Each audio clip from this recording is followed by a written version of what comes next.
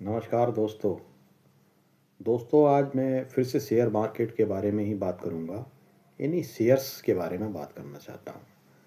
देखिए दोस्तों, अगर आप शेयर मार्केट में हैं या आप शेयर मार्केट में काम करना चाहते हैं, तो मैं आपको एक ऐसा सरल फार्मूला बताता हूं जिसके तहत आप कम से कम लॉस नहीं बुक करेंगे और प्रॉफिट आप अवश्य कुछ न कुछ लेंगे।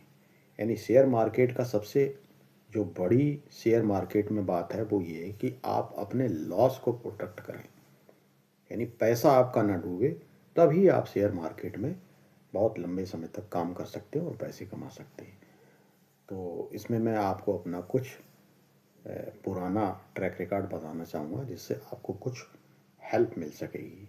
तो सबसे पहले आप ये नोट करें कि आपको शेयर मार्केट में लंबे समय तक होल्डिंग बनाए रखनी होगी।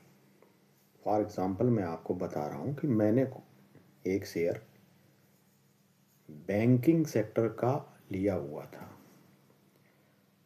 मित्रों, मैंने उसको 46 रुपये का एक शेयर मैंने लिया और वो धीरे धीरे डाउन होते होते लगभग वो 7.5 रुपये का पहुंच गया था। यानी अगर कोई आदमी 46 रुपये का शेयर लेगा और अगर 7.5 रुपये तक वो पहुंच जाएगा, तो आप जानते हैं कि उसकी मनोदशा क्या होगी, किस कंडीशन में वो पहुंचेगा। और मुझे लगता कि वो इतना होल्ड भी नहीं कर पाएगा और बीच में अपना लॉस बुक कर लेगा। अब वो जो 7.5 रुपये का शेयर हो गया था, आप सोचिए कि मैंने 46 रुपीज़ का जो शेयर लिया वो 7.5 रुपये का हो गया, लेकिन वो मेरे पास पड़ा रहा और मैंने उसमें अपनी होल्डिंग बनाए रखी। एंड में जाके मैंने वो 70 रुपये का शेयर बेचा। तो कहना मैं ये चाहता हूँ कि 46 रुपीज़ का शेयर 7.5 रुपये का होने के बावजूद भी अराउंड मैंने 70 रुपीज़ का वो शेयर बेचा। अब आप सोच रहे होंगे कि ऐसा कैसे हो गया। मैं तो जो भी शेयर लेता हूँ वो घट जाता तो मैं बेच देता हूँ, मैं लॉस बुक कर लेता हूँ, या फिर वो बहुत ज़्यादा नीचे आ जाता तो फिर मैं लॉस बुक कर लेता हूँ और फिर सोचता हूँ कि अब 7.5 रुपये का हो गया, जो मिल रहे वही पैसे ले लूँ। अगर आप ऐसे काम करेंगे तो शेयरों में आपको कभी फ़ायदा नहीं होगी, हमेशा नुकसान ही होगा। तो इसलिए मैं आपको बता रहा हूँ कि मैंने क्या किया। इसके लिए देखो, सबसे सरल तरीका केवल एक ही, कि आपको होल्डिंग पावर बनानी होगी। होल्डिंग पावर कैसे, कि अगर आप कोई शेयर लेते हैं तो आप ये मान के चलिए कि उसकी कंपनी अच्छी होनी चाहिए। सबसे पहले आप ये नोट कर लें कि कंपनी उसकी बढ़िया है और काम सही तरीके से कर रही है और आने वाले टाइम में बंद नहीं होगी। अगर कंपनी बंद नहीं होगी तभी आप उस शेयर में हाथ डालें, अदरवाइज लें ही मत अगर आपको ज़रा भी डाउट है। क्योंकि आप सोच सकते हैं कि अगर कोई चीज़ 46 रुपीज़ पे ली गई है, 7.5 तक गई है, उसके बाद 70 पे बेची गई है, तो देखिए कंपनी अच्छी तो रही होगी, ये तो आप मान के चलिए। अगर कंपनी अच्छी नहीं होती तो दोबारा से 70 रुपये तक वो नहीं जाता।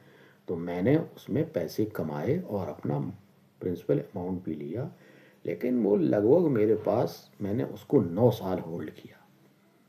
मेरे डीमेट अकाउंट में वो शेयर्स थे, तो मैंने बराबर होल्डिंग बनाए रखी। और मुझे लग रहा है ये जो वहाँ पे शेयर्स के जो वो बैठे होते हैं, ऑपरेटर उन्हें बोलते हैं, वो धीरे धीरे करके सबके शेयर्स जो है लॉस में बिकवा देते हैं और आप लोग लॉस ले लेते हैं। उसके बाद वो शेयर ऊपर चल जाते हैं तो आप देखते रहते हैं, फिर आप उसमें एंट्री नहीं कर पाते हैं। तो आप होल्डिंग पावर को हमेशा बनाए रखें।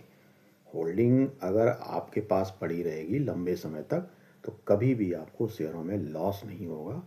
ये बात आप मान के चलिए, जैसा कि मैंने किया। अब 9 साल की होल्डिंग के लिए आपके माइंड के अंदर स्ट्रेंथ तो चाहिए। इतनी लंबी तो कोई होल्डिंग कर नहीं पाता। आमतौर पे लोग साल, 2 साल, 3 साल इस तरह से उसमें लॉस बुक कर लेते हैं, या थोड़ा बहुत छोटा मोटा प्रॉफिट हुआ तो निकल जाते हैं। तो अगर आपको शेयर्स में काम करना चाहते हैं तो आप लोग अपनी स्ट्रेंथ बनाइए होल्डिंग पावर की। 100% आपको प्रॉफिट होने के चांस रहेंगे। अगर कंपनी अच्छी हुई तो हो सकता आपको बहुत ज़्यादा प्रॉफिट हो जाए। जैसा मैंने किया वैसा आप करके देखिए, आपको शेयर्स में तो 100% फ़ायदा होगी, कभी कोई लॉस होगा नहीं अगर आप इस हिसाब से चलेंगे। बट आपको ये याद रखना होगा कि कंपनी अच्छी होनी चाहिए। साथ ही साथ मान लीजिए अगर 46 रुपीज़ का लिया होता तो 9 साल में डबल तो पैसे एफडीआर में उस समय लगभग हो रहे होते, लेकिन इतना रिस्क तो आपको लेना पड़ेगा। मुझे 5-6% का उसमें प्रॉफिट भी मिल गया था 9 साल में। और साथ ही साथ मेरे को उसके अंदर जो मैंने मूल लगाया हुआ था वो पैसे भी पूरे मिले हुए थे, और मैंने 70 रुपीज़ पे उसकी प्रॉफिट को भी बुक कर लिया था। तो दोस्तों, अंत में मैं आपको उस कंपनी का नाम भी बताना चाहूँगा जिस कंपनी के बारे में बात कर रहा था। उस कंपनी का नाम है, सरकारी बैंक है, बैंकिंग सेक्टर, इंडियन ओवरसीयर्स बैंक, यानी IOB।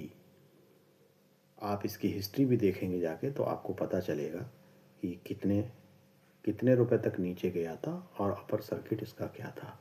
मैंने इसी में काम किया हुआ था, अपनी होल्डिंग पावर के दम पे। उसमें ना तो मैंने कोई लॉस खाया, प्रिंसिपल अमाउंट भी लिया, साथ ही साथ मैंने उसमें 5% या 6% के आसपास उसके अंदर प्रॉफिट भी ली हुई थी। इससे मुझे कोई लॉस नहीं हुआ।